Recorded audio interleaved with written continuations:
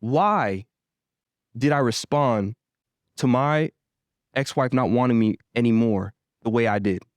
Why did it crush me to the point where I'm neglecting my 1.5-year-old daughter and I don't want to live? Yeah. Why do I feel these instabilities in my temper? I go from 0 to 100. You know what I'm saying? Yeah. Like, I had so many questions. Why is it that I grew up in the church and I'm coming to a point, I grew up in the church my entire life and I'm coming to a point where I don't even feel like I know God. Mhm. Like, all of that, it was that caused me to say and look closely at every aspect of my life and say, God, what is health here? What does it look like to have good health here in this practical area? And because I had that thirst, Christ met me.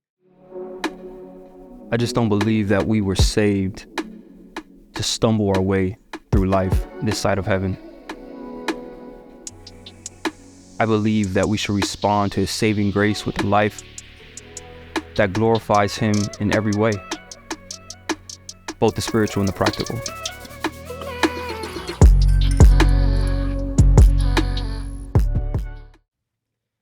What is good? Welcome back to SavedTlk podcast.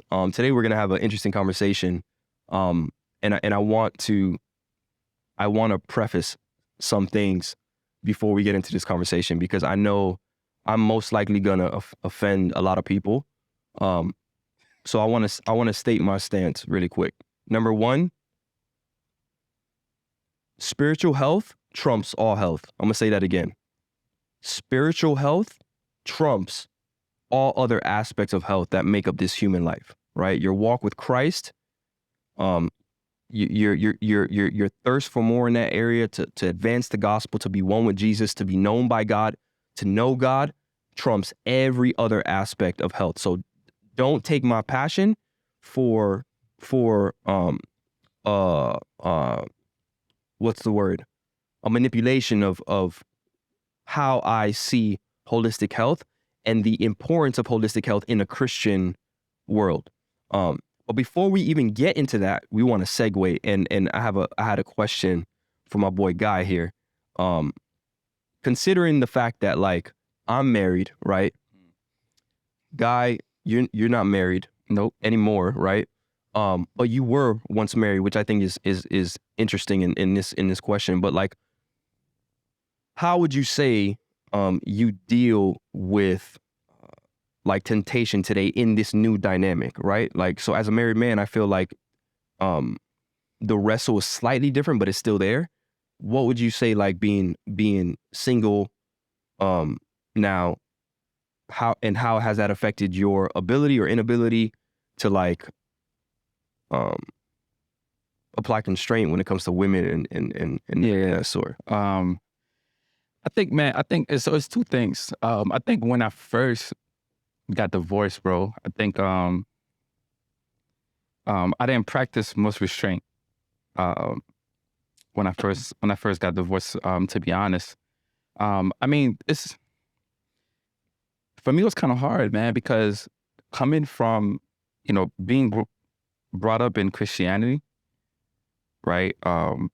Since I was 17, I still had convictions, right? So when I first became divorced, maybe a couple of months later, to kind of escape the mental aspect of whatever it is I was going through at that time, whether that's depression, anxiety, grief, sadness. I didn't do much restraint. But I remember having a conversation with Pastor David Rose, Okay. right? And then and that kind of changed my mindset about dealing with temptation, right? So for me, for most people, it could be just the simple, practical thing about I'm just not gonna go to this place, or I'm just not gonna go to the beach. So avoidance, like I'm gonna avoid where there's gonna be a lot of temptation. Remember back in the day, you see a woman with a bikini, you walking this way, you turned up. Yeah. For people, that might be something that works. Yeah. For them. But for me, it was more the mental aspect for me, right? So in order for me to be disciplined in that area to kind of deal with temptation, like for me, I had to have a purpose, right? So I had to start with my mind. I had to have a purpose about why.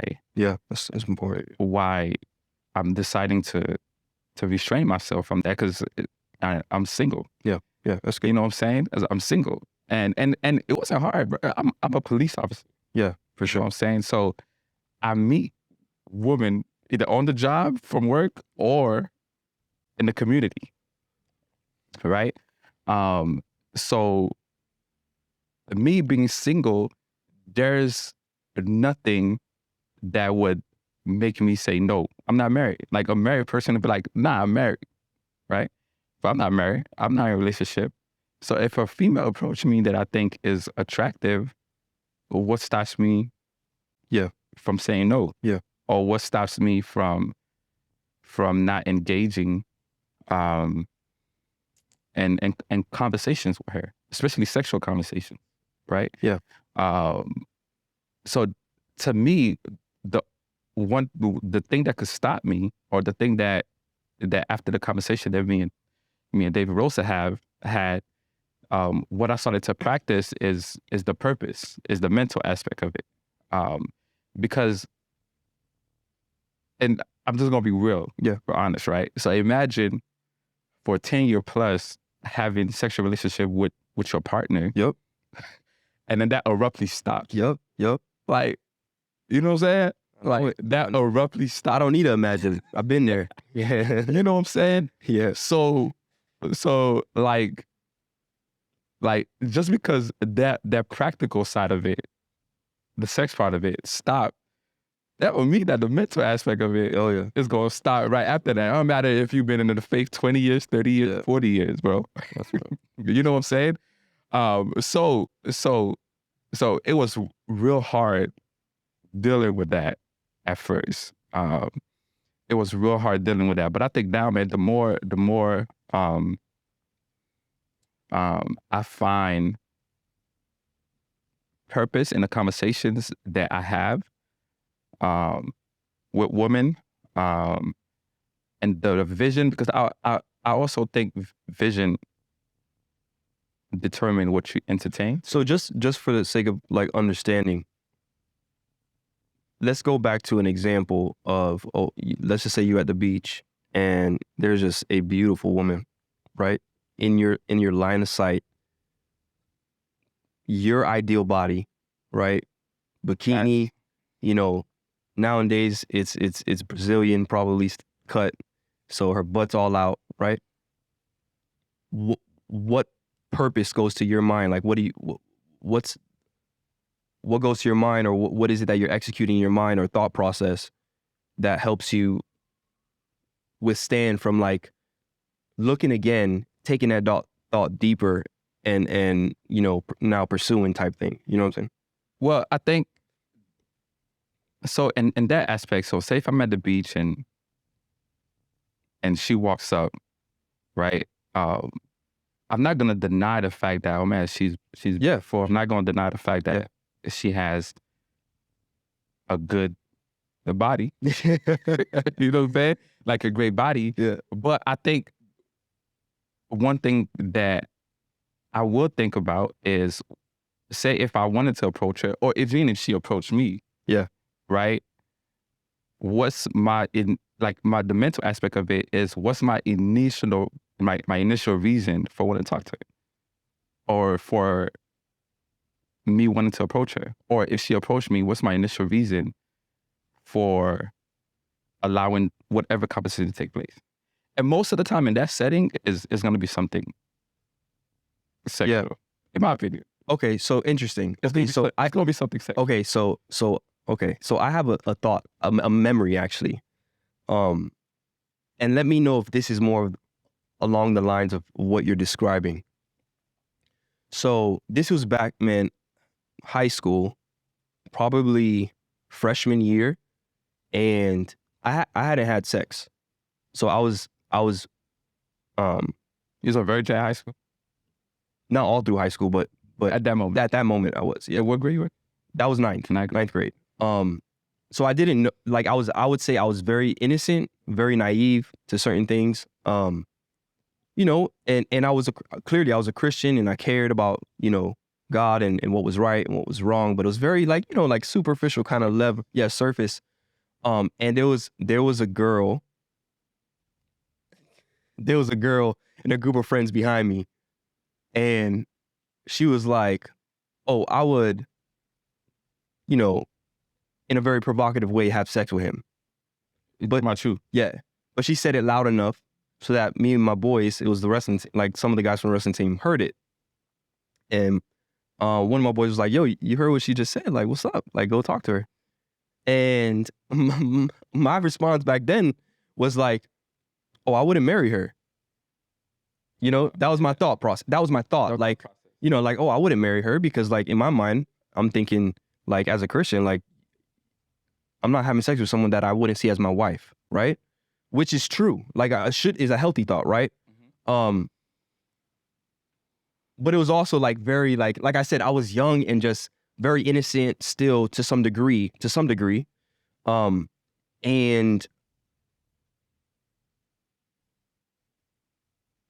that was kind of like my thought. Like, I looked at the big picture. If I don't see you as my wife, I'm not even thinking about talking to you. I mean, so, or engaging with you in that way. yeah, nah, that's not my thought. My thought, so it's hard, man, because to be honest, there's sometimes I do it, bro, and sometimes I don't. Yeah. No, for sure. Because You know what I'm saying? it's not an easy thing. It's a battle. Yo, there's sometimes where, especially being single, bro, like, and being in Miami, and I have friends that live on South Beach. Yeah. Not even just being in Miami. I started traveling more, so I'm going to different states. Like, and you meet like a different type of woman that's just your type. Yeah. You know what I'm saying? You know what I'm saying? And it's a real battle, being single, not having to say no because I'm married, or not having to say no. You know what I'm saying? It's a real battle. And there's sometimes where I do practice that restraint, and there's sometimes where I don't. There's sometimes where, you know, I would go to a lounge or something, and a beautiful girl sit that, and I would just sit next to her and engage in talks. You know what I'm saying? Yeah, well, okay, but what's wrong with that? What would be? But so the reason why I say it's wrong with that is because of what I said earlier. Like for me, it's a more mental thing. Like there's sometimes where I would see a woman, and sexual things would come to my mind. Okay. Sexual And so that inspired you to go sit down and talk with her? Sometimes it does. Sometimes Okay. No, I was just, because I was like, what was wrong with that example? No, they're single. There's a beautiful woman over there. But I'm saying, like, the mental aspect, because for me, like I said, like conversation we had earlier, I think not to disregard the practical aspect of walking the other way, not to disregard the practical aspect of not putting yourself in certain places and situations. I'm not disregarding that. Like, I think, you know, for somebody that wants to fight temptation or lust, and yes, you should do that. But for me, a more important aspect of it for me is the mental aspect of it. I agree. So walking away in your mind first. Facts. Telling yourself first, like, it's the mental aspect of it. So now in this space that I am, I feel like my vision now for where I want to be, like I said earlier, I think your vision would dictate what you entertain sometimes too, right? So now that my vision is kind of transforming and transitioning to, you know, climbing out of that pit, like we talked about earlier. Yeah. It changes the way I approach, for sure, temptation. For sure. Right? So now I am kind of more reserved on, or not reserved, but I am thinking about more of a purpose why I would talk to this female or why I would entertain a conversation with this female. Okay, cool. But I think all that stems from the vision that you have, right? Now my vision is I do want to get married again. I do want a godly relationship. Right? It was at one point. This probably changed the topic. It was at one point where I even want to date Christian girls. Yeah. Because my experience, not only from myself but from other Christian men, Yeah, that would talk to me about how another Christian female would behave or what they do. I'm like, man, like why would I even want that? why would I ever want? Yeah. What like, bro? There's. I remember having this conversation with this Christian female, and she was like, at that time we was probably talking for like 5 months. That was before I was married. We was talking like 5 months, and she just woke up one day and just like, this doesn't feel right. I just can't do it no more. So I asked her why, and I'm not saying she's lying. I'm not. Yeah. But I feel like the number one excuse that's easy to use, God told me, is I was impertinent and got told. Oh yeah. Most of the time, I think that there's an excuse. Like, because you know why? Because 2-3 months later, God told you something else. God told you something else. But not even that, you're in a whole nother relationship. Yeah. That card gets pulled by so many Christians. Is like, that's the number one excuse God told me that they use, man. So, but now, like I said, because of the vision that I have for how I want my life to be, is I do want a Christian woman.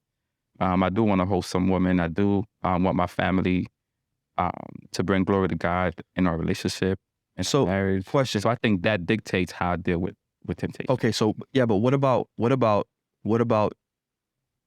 Forget about like I want a Christian woman. I want a godly relationship. What about like I want to honor God? I just want to honor God with me, like with this body, like. As far as like lust, or how you go about avoiding falling into lustful temptation and beyond.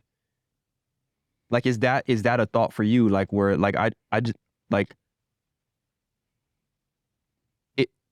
I think it can be obvious. I mean, even non-believers are talking today about like, yo, beautiful women. There's a stigma, but they're like, beautiful women, like stay away from them because a lot of times they're insecure. They got so many issues on the inside and they'll destroy you type thing. Now that's a stigma. Clearly not all beautiful women have issues like that on the inside. But I think people are starting to, just the world in general is starting to realize that superficial should not be the only criteria. Superficial aspects, right? Beauty should not be the only criteria. Beauty on the outside per se, you know? So like in that sense, and I think I might have lost my thought just now, but in that sense, like for me, part of the thought process should also be like, not necessarily, she probably wouldn't be good for me. I mean, look at how she's dressed. There's probably some insecurity there, a lack of moral values or whatever. But that's not my thought process though. When I see a woman, like the reason why I don't approach her is not because she's not good for me. Because, to me, it's more the reasoning of why. For me, my thought process goes into that. So if I see a girl that's beautiful, my person doesn't come to my mind, oh, she's no good for me. Like that doesn't come to my mind at least. Really? So there's no, you don't think there's any flags in regards to how a woman dresses and carries herself before you even have a conversation with her that will keep you from walking up to her and having a conversation? I mean, I think it depends on the setting. If I'm at the beach, like the expectation is for them to be. Even then, I'll admit, even then, like, y'all, I'm looking at you. Don't take this personally. Don't take this personal. But I'm not cool with my wife in a thong at the beach. Because to me, you asking for attention. Let me finish my thought. You asking for attention. Like, now I get it. It becomes it's the norm now. Like women wearing thin. And then you can argue, right? let's play devil's advocate. You can argue like, well, what's too thin for you? Because I'm sure there are some bathing suits that my wife has that people will be like, nah, that's too small. She should be in a one piece. Nah, she should be in some shorts. Nah, she needs to be in an entire gown with only her eyes showing. Like that's where it should be, right? So I get it. I'm saying for me, like in that case, there are certain because I guess what I'm thinking to myself is like, if a woman is already so comfortable with like being in a thong at the beach and having have her titties all out, you know what I'm saying? Like I don't want to be with you, and then now I'm telling you now that we're together, that's not gonna ride anymore. Like what? Because you're gonna run into. Listen, I'm telling you, like for me, you want a person that already has those moral constraints and disciplines. Of course, you do. There, right? But me personally, now I think okay, so let's talk about bathing suit, because I think,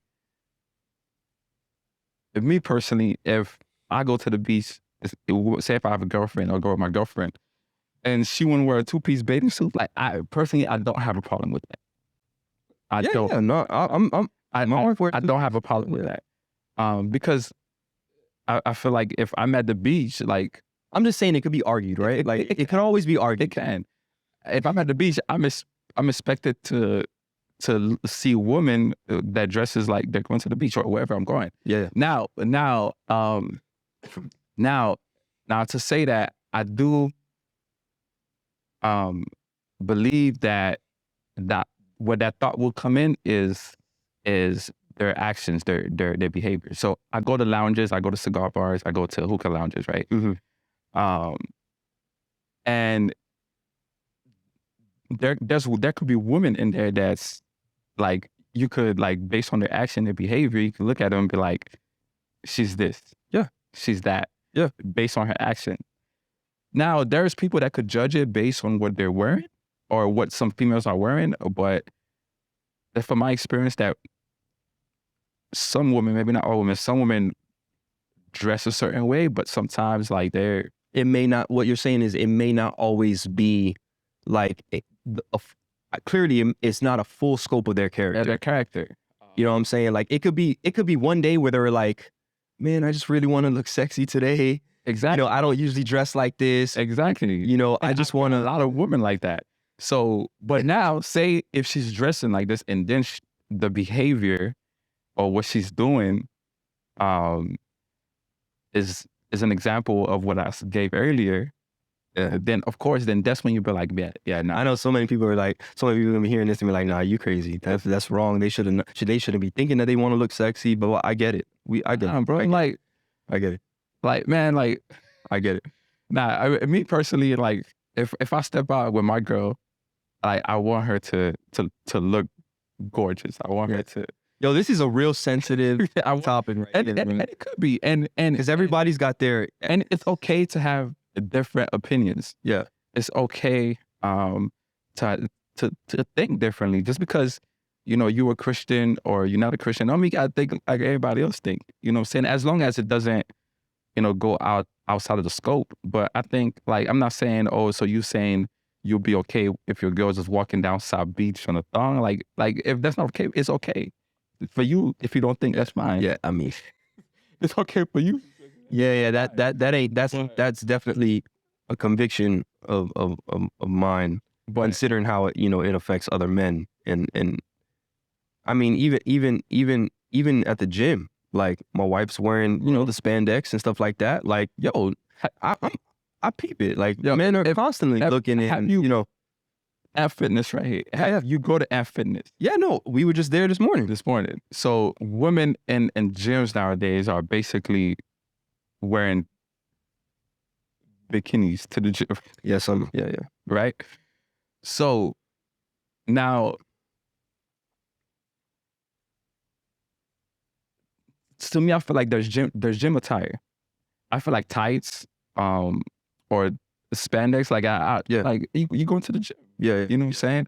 But I do know some people that might have a problem. For sure, because you still see the form and the shape of the girl's booty, Hey, like that to me, grabs your attention and blah, blah, blah. Look, let me be real. Let me can't hide be it. real. I'm a married man.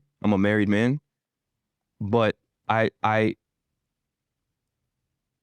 gonna bring up a question right now before I even step into this. And the question is, and I'm gonna continue to talk, but I'm just gonna throw this out there. Do you believe it changes the dynamic of temptation when you're just more of a visual person, right? So there are certain people, in my opinion, that are more visual. They notice every detail. For example, I can tell you my wife's toenail polish color the day I met her. That was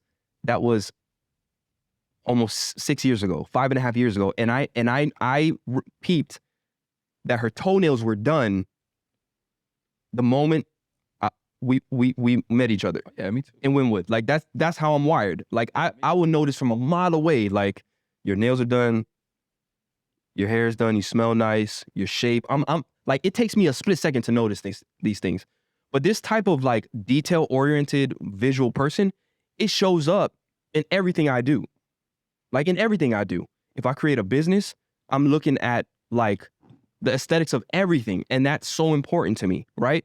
So man, I've had to have 1,000 conversations with my wife about this because it's noticeable that I'm a visual person. I'm a people watcher. I'll look a man up and down the same way I look a woman up and down. Like I just noticed. I noticed the shoes you came in with, your jeans, the color tone of your jeans. You know what I'm saying? The hat. Like I'm just like that. I'm wired like that. Now, with that being said, do you feel like that makes it harder because this is going to segue into, I want to talk about discipline. This is going to segue into that. But do you feel like it can make it harder for men that are extremely visual? Just it's their natural lean to be visual, right? When it comes to women and temptation. Oh yeah, it's definitely, especially because you were talking about like the type of woman, like if you're a visual learner, or I'm sorry, a visual person, like and if you surround by the type of females that you like, you would notice every single one. Yeah. Not only you will notice every single one, as they walk by, you're gonna look. Yeah. Like, so with me, I like more of, a woman that has a nice shape. Shape, yeah. Right? Shape. So no matter where I'm at, I'm driving in a car, if I can make out your shape, I'm gonna look. Yeah.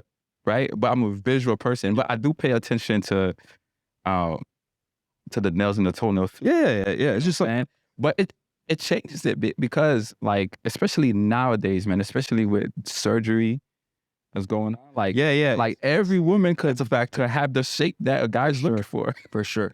But to me, that makes it even harder. That makes it even harder. It makes it impossible. Yeah, it makes it even harder. You know what I'm saying? So it's just like I said, like for me, like I said, there's times where I do practice restraint. There's times where I don't. Yeah. You know what I'm saying?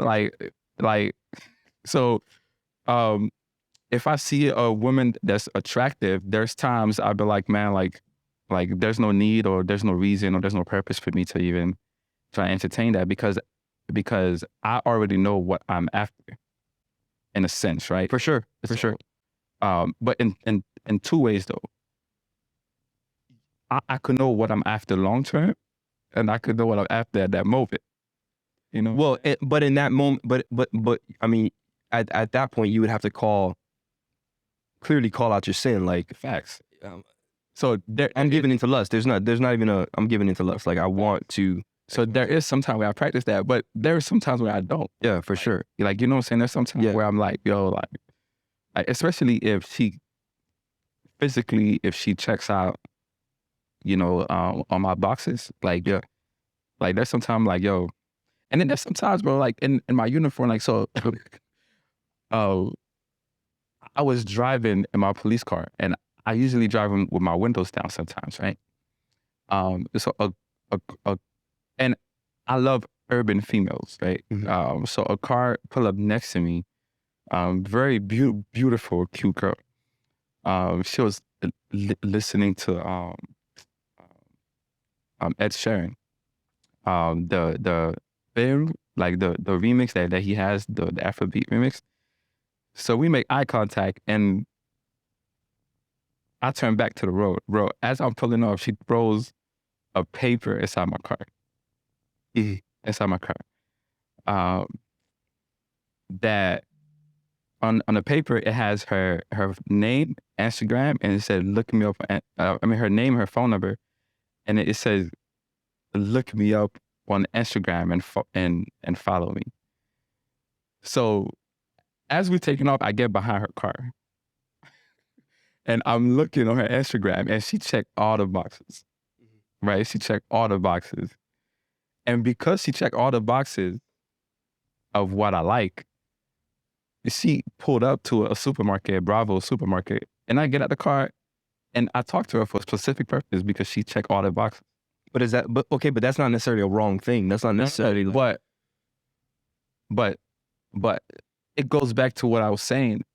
The only reason I approached her is because of what I wanted at that moment, because she checked all the boxes as far as physical.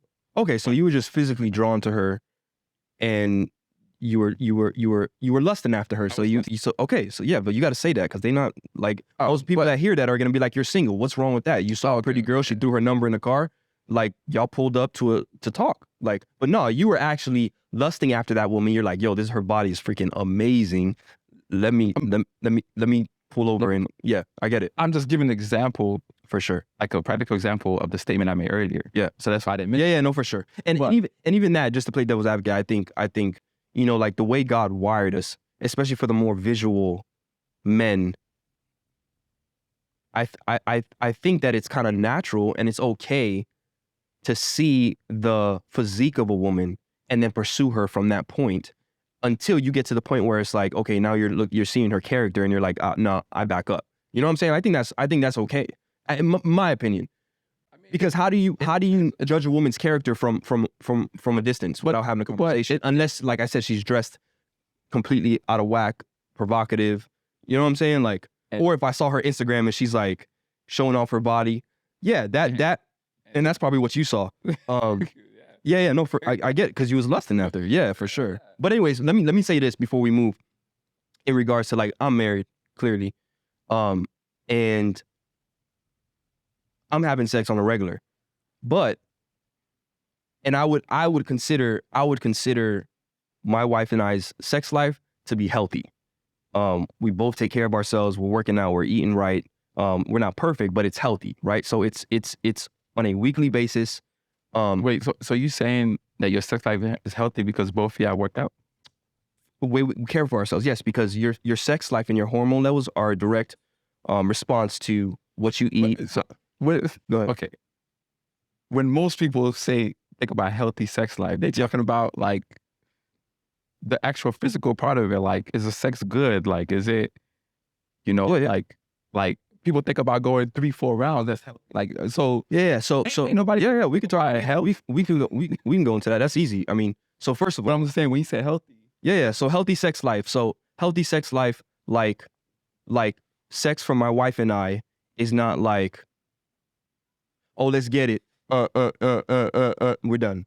Like, there's passion involved, right? Okay. Like, there's a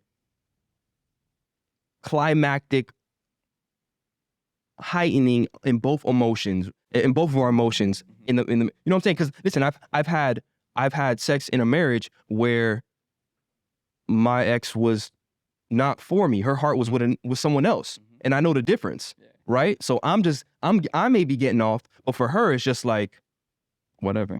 Can we get through this? Yeah. You know what I'm saying? It's very different when you're with someone that is passionate with you, for you. Now, if we talk in the health aspect, now we're talking about the fact that you got couples normal going 2 weeks, no sex. That's normal. And you know why? Health. Their libido is low. We got couples, guys, dudes, and this is normal, that struggle to get up. You know why? Okay. Health, because of what they're eating. Their blood pressure's off because they have so much sugar running through their veins, right? And so many other reasons, right? You have couples that they've gotten past that honeymoon phase and both are bent out of shape, and the reality is there's a lacking in physical attraction. This is real, y'all. We're not sugarcoating stuff. This is a real reality, right? And then you have the very important aspect when it comes to relationships, which I would admit that we could have a better sex life as I improve and continue to improve this, and that is the emotional side for women. Like if you're not cultivating the romance and catering to your wife emotionally, that is also going to affect your sex life and how good it is. No, you know what I'm saying? definitely. So when I say health, clearly it's a holistic thing, and I'm talking on those fronts, on those aspects. Okay, but it's all of that. It's all of that. So you're not all just talking about like I'm not just talking about eating, like right? the Although I action think that's sex. although I think that's part of fundamental. Like I've had conversations with some of my boys that are like, yo, I just haven't had the desire to have sex. Yeah. You know, like it's just not there. And it's like the first thing I start talking to them, like, talk to me about your diet.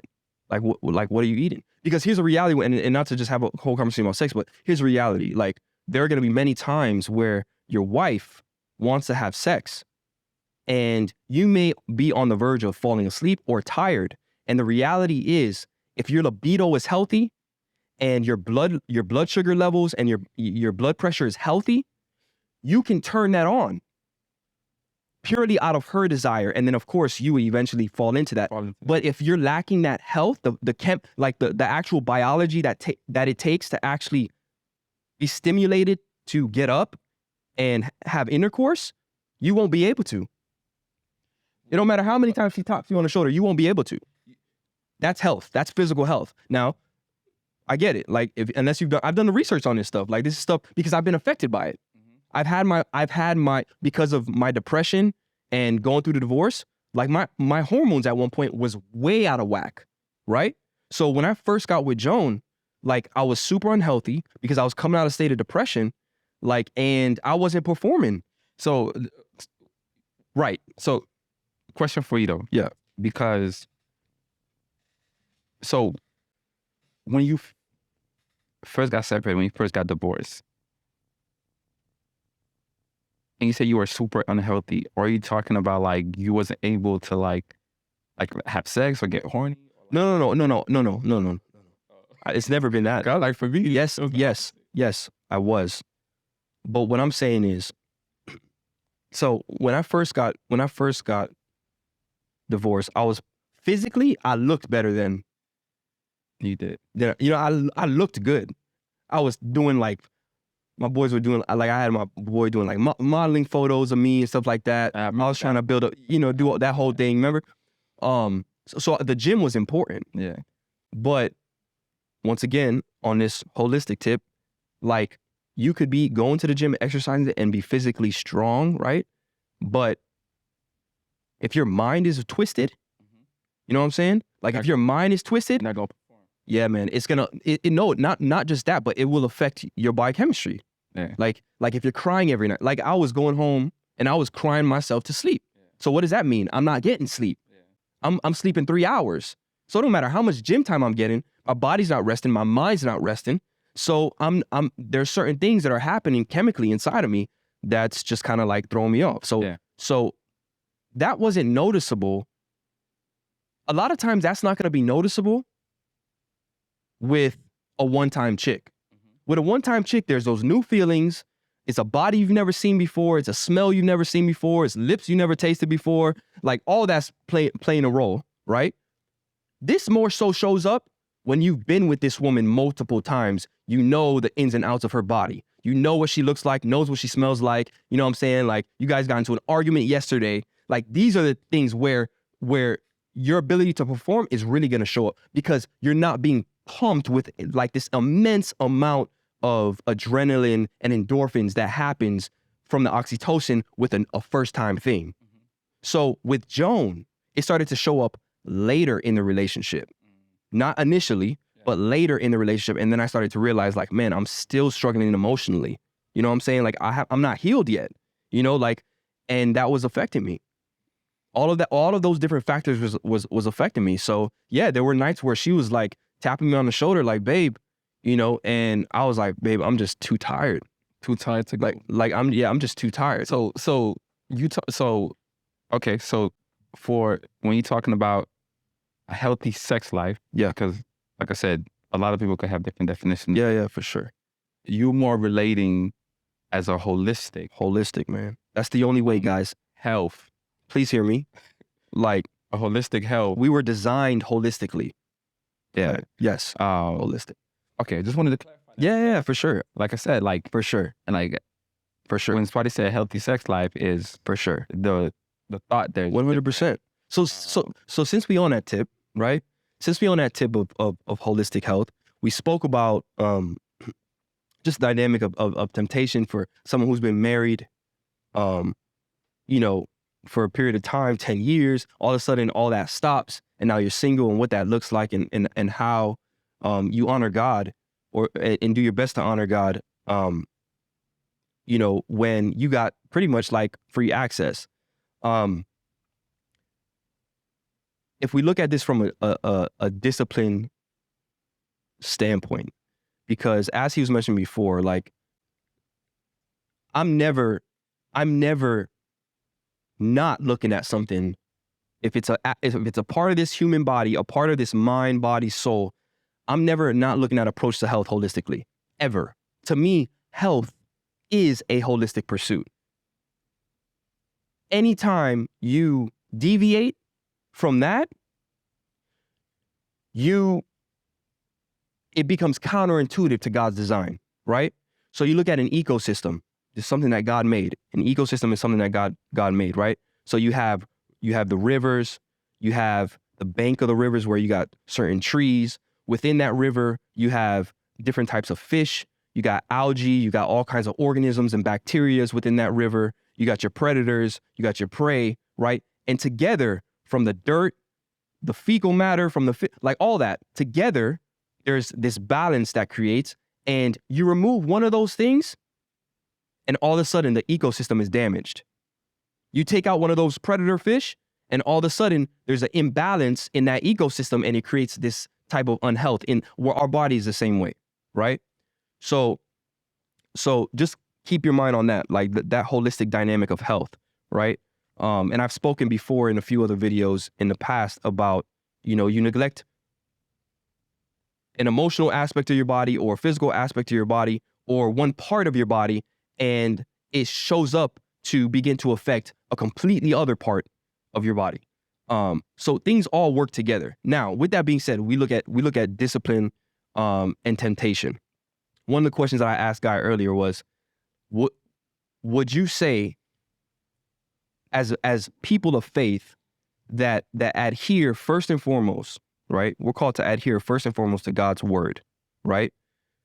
We know that the Bible is his concrete truth, right? It is direction. It is, we see in the New Testament is Christ in the flesh, like to fulfill his word, right? So we know that is absolute and that is true. We know that part of reading your word, meditating on your word, is prayer, right? Our communication with God. And all of these things are necessary, pivotal, and I would say foundational when it comes to a pursuit of health all around, in my opinion, all around, right? If we talk about temptation here and the challenge of falling into lustful temptation, having sex, out of marriage with now that sounds absurd, right? Everyone's probably listening to this, Christians and non-Christians are saying like, what's wrong with that? That's just, Bro, you know what's crazy too? What? There's this new wave, but it's not new, but somebody just brought it to my attention about Christians and polygamy. Yeah. So yeah, that's a whole nother. All right. Anyway, so we in that season, not even a season, but things are just getting worse, right? Like sex is in everything. It's everywhere. South Florida is so superficial. Everything's sexy and this and that, and everyone's half naked, and it's a very challenging thing, right? So what I brought up earlier was the idea of living a disciplined lifestyle. And if you live a disciplined lifestyle, holistically, a disciplined lifestyle, I believe that it prepares you all the more to fight and resist this level of temptation, especially when we're talking about women or lust. Yes, right? Now, once again, nothing trumps spiritual disciplines, but I believe that spiritual disciplines bleed into our physical disciplines. In other words, the disciplines that we take part in this side of heaven, because we are in the flesh, we live in this earth, we have responsibilities, things that we do, like it all bleeds into it, right? So I'm gonna read, and y'all let me know if y'all agree, and none of that I'm gonna be able to know if you talk to me right now, but I'm gonna read this regarding discipline. Just a nice bulky definition of it. All right, so discipline refers to the practice of training oneself or others to obey rules or a code of behavior in order to achieve a specific goal or result. It can involve self-control, self-denial, and consistent effort towards a particular task or objective. In many areas of life, maintaining discipline is crucial for success and can help individuals develop and cultivate positive habits and behaviors.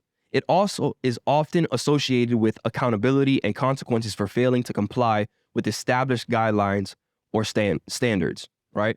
So that's a very robust definition of discipline. But a statement I made to Guy before he starts is that I believe when you live a life of discipline, right? Not I'm disciplined when it comes to reading my word and praying every day, right? No, I'm disciplined in every aspect of life that God has given me, right? I can walk with 2 feet. I have arms. I have legs, right? I have the ability to choose what I eat, all that.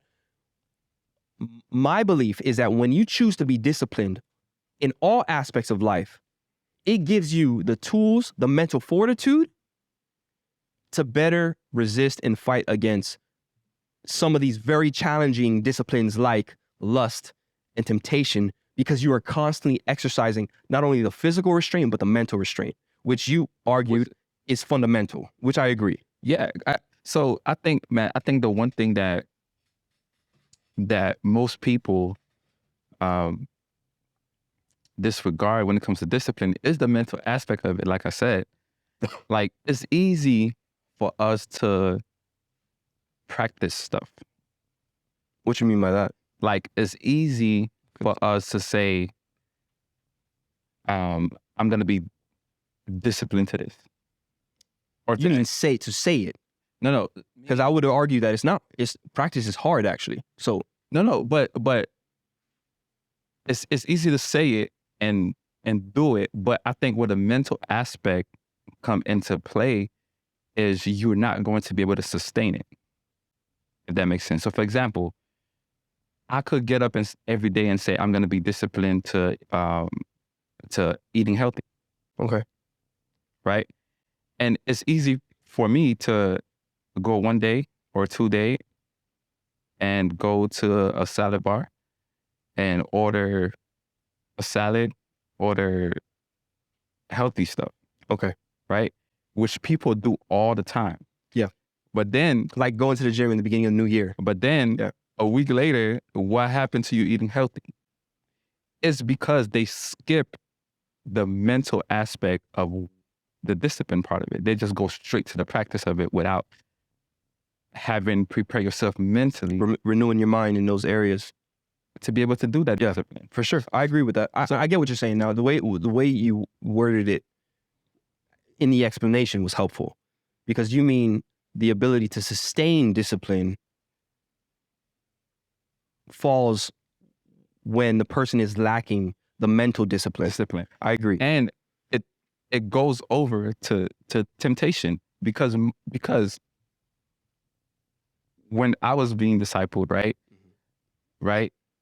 The thing was, okay, you need to not hang out with a girl past 10, 11 o'clock, right? That was the practice to do, or the practical thing to do. You need to, when you hang out with a girl, only in group settings, right? We're talking about with a female specifically, right? Don't talk to her on the phones, certain things, or at a certain time. So all those was practice. But as soon as I was serious about a girlfriend, all those practices went out the window. Yeah. Yeah. All those practices went out the window. Yeah.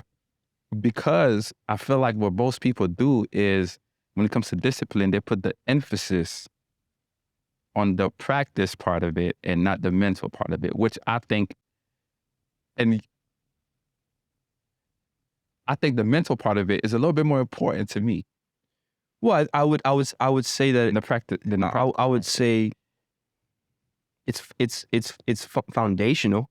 I agree, like that. It's foundational. Like the Bible says to renew your mind. Exactly. Why? Because you at the end of the day, your thoughts are gonna shape your actions. Exactly. Yeah, for sure. You know what I'm saying? So, but to go back to a holistic view of it, right? Because you started off by saying spiritual health is above, It's foundational. right? So what would you say to somebody that says, well, my spiritual disciplines are Mhm. are legit. Mhm. Like, like the purpose of the end goal of spiritual discipline is to conform to the likeness of Christ, right? Yeah. So, but in that conforming, we have disciplines to get us to that point, right? Yeah. That's the goal of spiritual discipline. Yeah. So what would you what would you say to somebody that said, I'm good with that, like I'm A1? I'm not talking about somebody that just go and pray and just go to church. I'm talking about they're really putting it. Yeah, they're living a life of worship unto God in that particular space, but then of winning souls. But then they would say, like, as far as eating healthy, as far as working out, more of the physical type disciplines, Yeah, is not. Yeah, what would I say? It's not worth it. I'm not gonna say it's not important, but it's not worth it. Oh, not worth it. Oh, okay. Because it's not worth it, or it's not important. Because I feel like if my purpose in life is to conform to the likeness of Christ and be like Jesus, and I'm getting it in this area, and this is how people think, and my body's gonna pass away anyways, right? I'm gonna have a new body anyways. Yeah. Why should I focus on this if my whole spiritual discipline life is A1?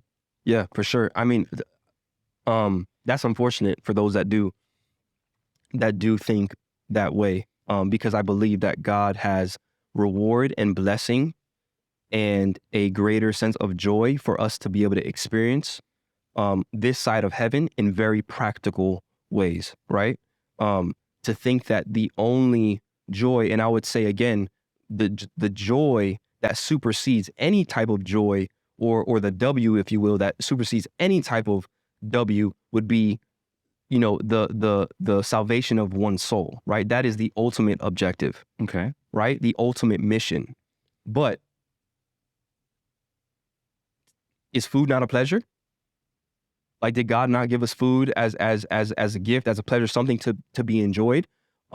Sex with my wife, is that not something that is a pleasure, a gift that God has given me to enjoy, something that adds to my relationship, something that helps to refine, cultivate my marriage, right? And I can go on and on in this regard of things that God has given us in the physical, that bring about, moments of happiness, joy, and more of an abundant life, right? So I would say to you, or to the person that has that mindset, like, I would say that you are missing out on a life of more abundance and joy, and when I say, but go ahead. But to them, like, part of a spiritual discipline is, what the result of that is joy. Like, one of it is joy. Yeah, one of it is abundance. Yeah, in a particular aspect, but for sure. But I know one thing that doesn't cause joy is sickness and disease, right? I know something that doesn't cause joy is when you don't want to see yourself in the mirror. because you're overweight. That's not going to cause you joy. It's not going to bring you joy or put a smile on your face when you are afraid to show yourself to your spouse in the bedroom. Like that doesn't bring about joy. That brings about all kinds of unfortunate feelings and emotions, insecurity, and yes, for sure, insecurities. Is it joy to have insecurities in your life? Like, is it joy to be in your 40s or 50s and not be able to go on a trip because you just don't have the lung capacity to walk up a mountain or go up some stairs or play with your grandchildren? Like, is it joy to have diabetes? You know what I'm saying? Like, and I try to be real sensitive with this topic, but cancer. We know that 50% of all cancer is caused from diet. Like, see, there's a difference between suffering and suffering in vain, right? You can suffer well in life, or you can suffer in vain. And suffering in vain is when you neglect aspects or responsibilities that God has given us to care well for ourselves, to love well ourselves in certain areas. And when you neglect that, there's a price. There's a price you pay. And we know this to be true. But you know what? What happens is, man, we pick and choose like, oh, it's just easier. It's like, I know people that are very successful in business. Very successful in business. And that's what gives them identity.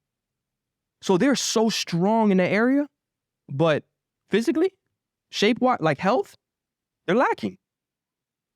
They're slacking. But they have the same principles, mental principles and disciplines that it takes them to become successful as an entrepreneur, that if they would carry that over to their physical lives, or in that area. Why do you think they don't? Because you also said that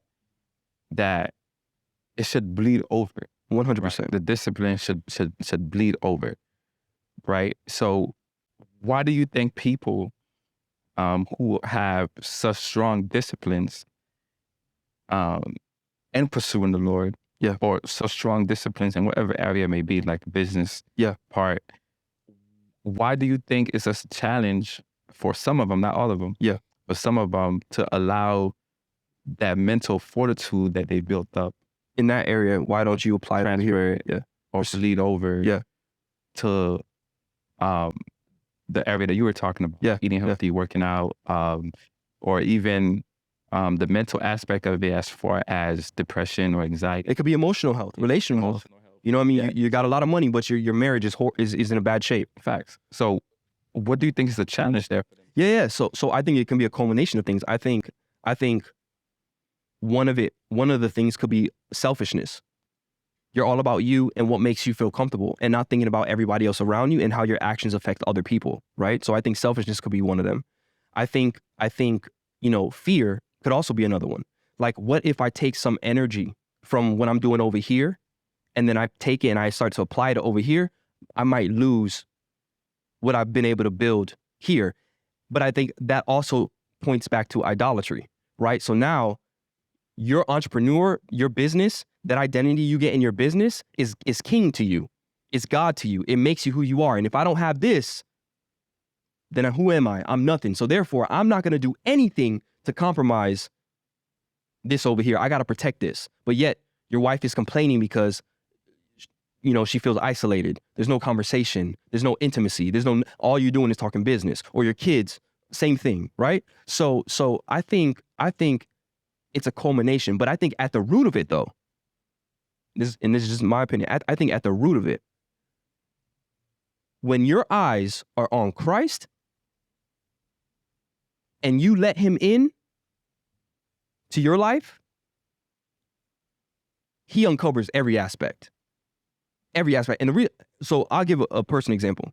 So my tip on health and my passion for health did not start to where it is holistically until I went through what I went through in my marriage. Okay. Before that, it was all about how I physically looked. Okay.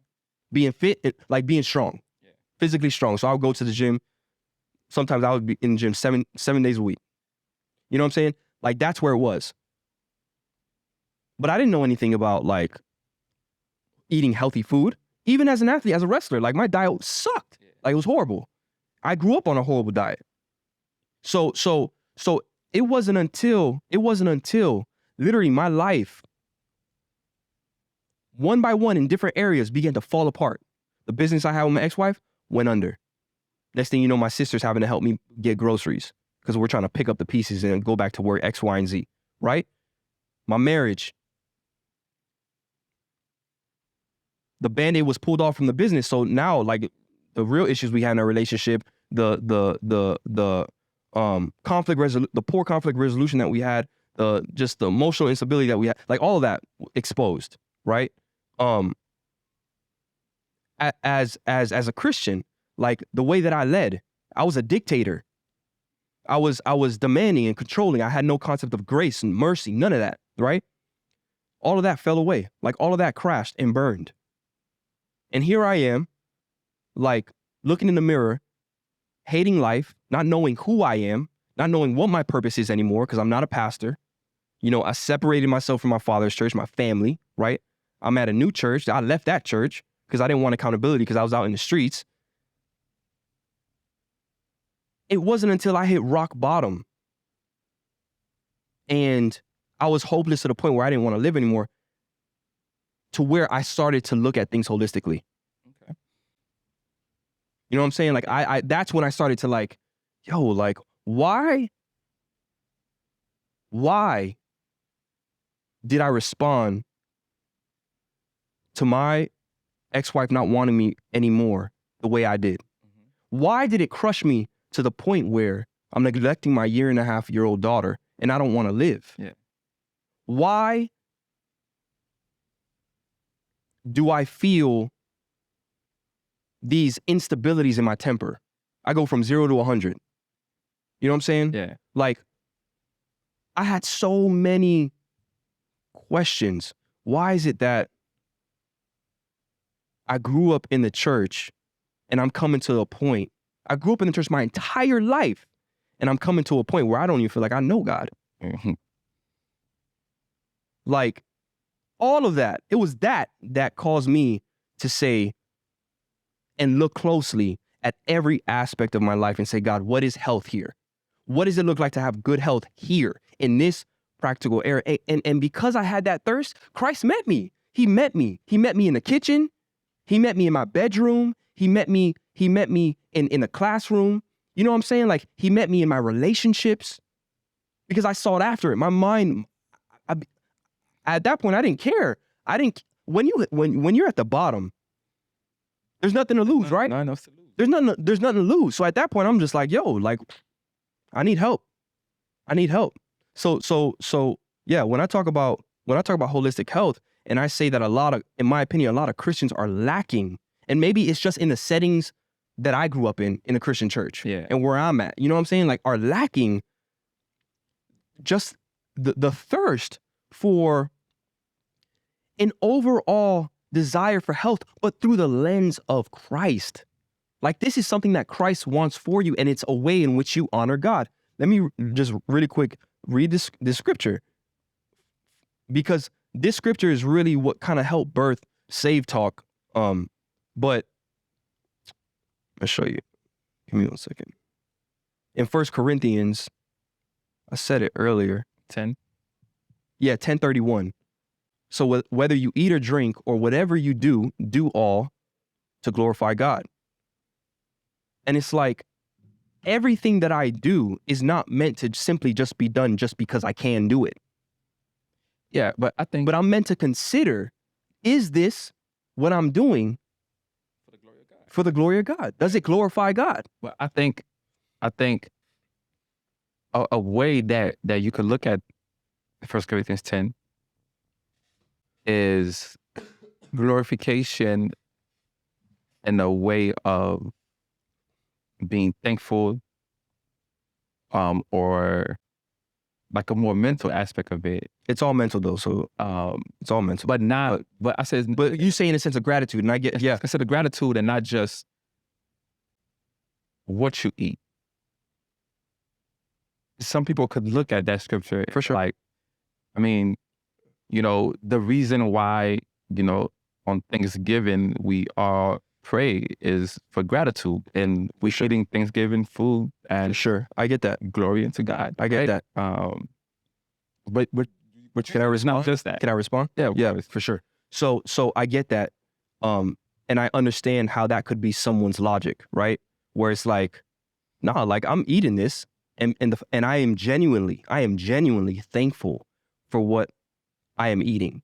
And that is a way in which I give glory to God. Like this is God gave me this, right? That's the logic. Okay. Yeah. Thank God for wisdom.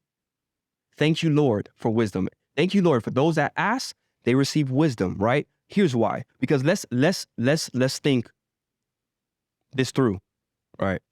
So you choose to eat whatever you want without insider knowledge. You just choose to eat whatever you want because it tastes good or it makes you feel good for the moment, right? But you make sure that you thank God. Now, what if that is, I eat McDonald's every day, breakfast, lunch, and dinner. 10 years down the road, even shorter, 5 years down the road, now you're dealing with blood pressure issues. You're on the verge of diabetes, may even have it already.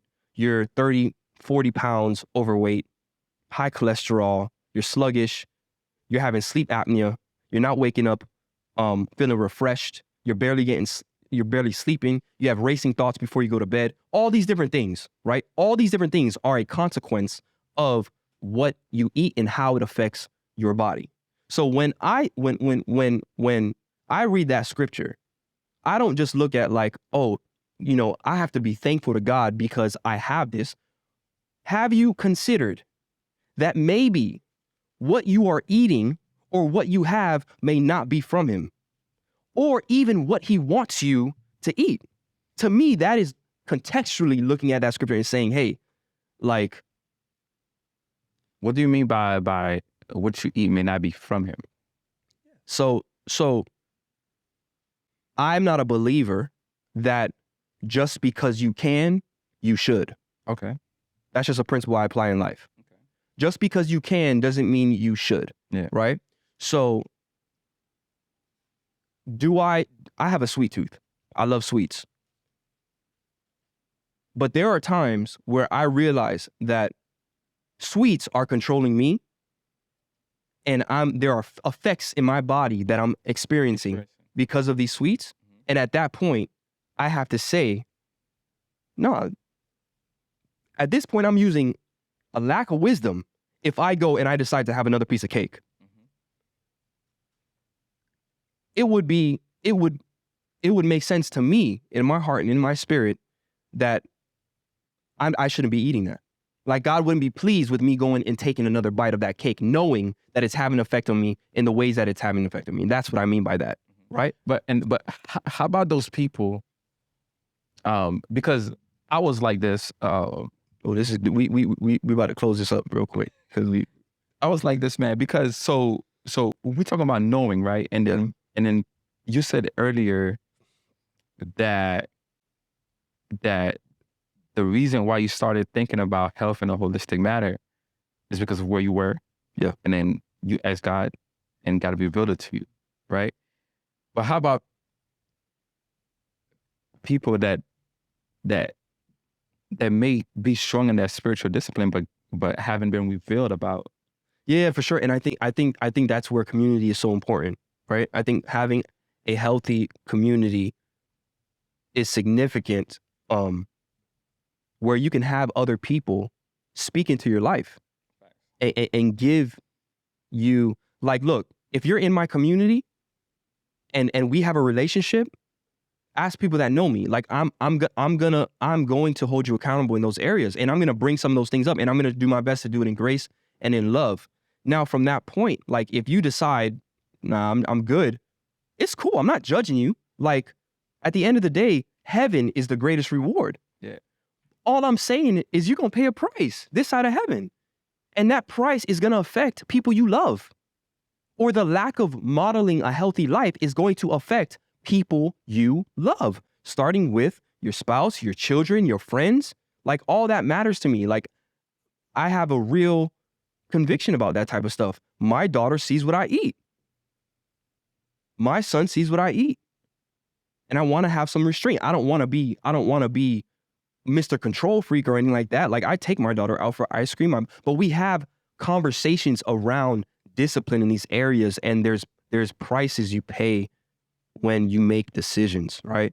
So hopefully that makes sense. This is a great topic. Just talking about, like, you know, the way that discipline impacts our abilities to resist temptation, and just why it's so pivotal and key in our lives. And as Christians, like, we need to be looking at our Christian walk through a holistic lens, because it matters to God. Like, it matters to God. You being healthy in every aspect of life matters to God. But catch us on the next one, guys. I appreciate you tuning in.